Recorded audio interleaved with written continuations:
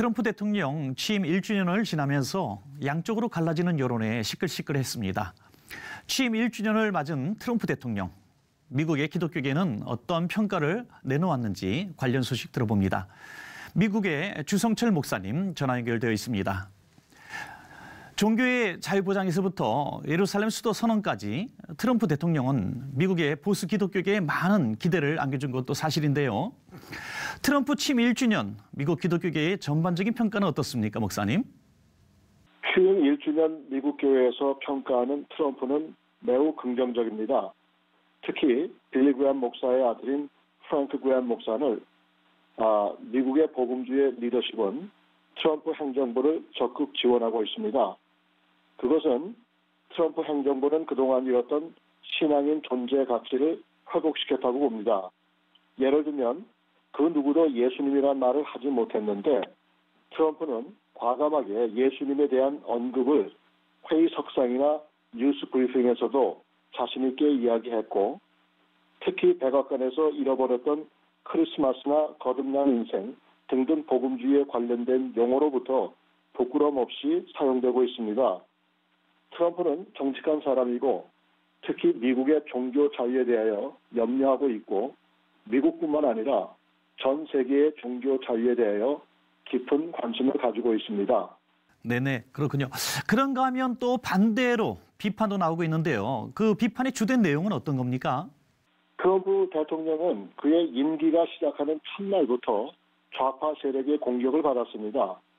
이것을 프랭크 그레이엄은 디지털 혁명이라고까지 하면서 우리가 그를 대통령으로 투표를 했든 안 했든 그는 미국의 대통령이고, 그가 성공하면 우리가 성공하고 그가 실패하면 우리도 실패한다는 것이라고 말을 했습니다. 사실상 지금 트럼프 행정부가 들어서면서 많은 것이 발전되고 있다는 것입니다.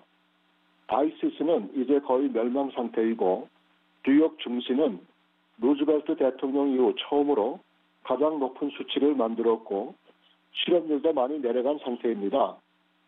지금 문제가 되고 있는 것이 불법 체류자 자녀들의 추방입니다만, 미국 측으로 볼 때에는 이들에게 들어가는 예산이 엄청나고 또한 불체자들 가운데는 범죄자들이 너무 많아 이들을 추방하려는 트럼프 정책에 대다수의 국민들이 호응하고 있는 상황입니다.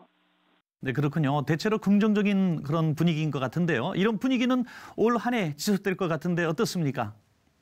프랭크 그레이엄 목사의 말을 빌리면 이 세상에 완전한 사람이 없고 트럼프 역시 완전한 사람이 아니라고 했습니다. 그리고 그는 덧붙여서 트럼프는 정치인이 아니고 사업가라고 평가를 했습니다. 그렇기 때문에 미국을 다시 살리려고 하는 노력은 그 누구보다도 강하게 처리되고 있다고 보고 있고, 2018년도도 조용히 넘어갈 것 같지는 않습니다. 가면 갈수록 트럼프 행정부를 반대하는 목소리가 높아질 것으로 예상하고 있으나, 대부분 미국 복음주의와 보수 진영에서는 트럼프 행정 정책을 적극 지원하는 모습입니다.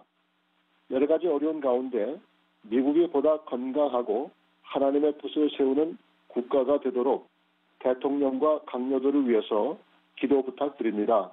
네, 말씀해 주신 대로 무엇보다 하나님의 뜻을 세우고 또 그에 따라 실천하는 미국이 될 수 있도록 저희도 함께 기도하겠습니다. 목사님 말씀 감사합니다. 감사합니다.